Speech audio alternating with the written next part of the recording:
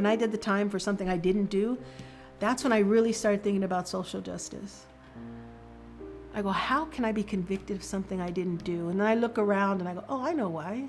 Because nobody on the jury is a person of color. Everybody on the jury is white. Because people of color, unfortunately, sometimes get arrested and they can't serve on juries anymore. So then you're never really judged by your peers. You're judged by people who've never been in trouble, who see you as really weird for doing this weird shit. And I was all tatted I had tattoos everywhere at that time. And so as soon as I walked into that Torrance court for the thing I didn't do, I knew I was convicted. I go, they're gonna convict me. It's just the way I look. It's who I am. It's what I represent. You know, it's what they're afraid of.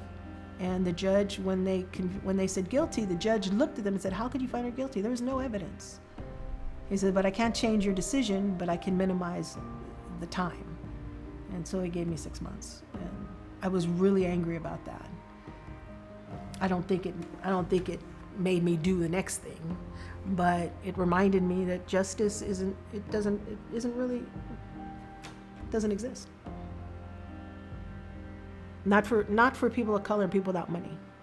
I think those two factors are really important. I have an LGBTQI group that I run in Watts, which is the first one they've ever had. I run it there with men and women from 18 to like 24, in that age range. And some are transgendered, some are just cross-dressers. They call themselves queens, and they've survived that community, you know, being who they are. And a lot of the homies know them, and they're cool with them, but they've been beat up a lot on the way, you know. But we're trying to open up dialogue about that in Watts, which hasn't been easy. I had this one guy tell me, "Why do you tell people you're lesbian?" Like, you know, he's an African-American guy. He goes, "Why do you tell people you're lesbian? I mean, you wouldn't know." And I go, "I know." And he go, "But you're already brown. I'm black. If I'm gay, I ain't telling nobody because I got enough shit." And I said, "Well, me too. But I can't live my life pretending I'm something I'm not. Like, I can't pretend I'm not brown. I mean, there's no way I can do that. You can't pretend you're not black. But I don't like pretending I'm something else that I'm not."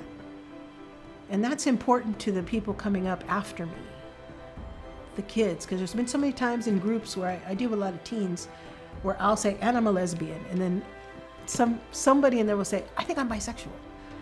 But they wouldn't have said that at any other point if they didn't feel safe. And they know I'm going to take care of them in that group.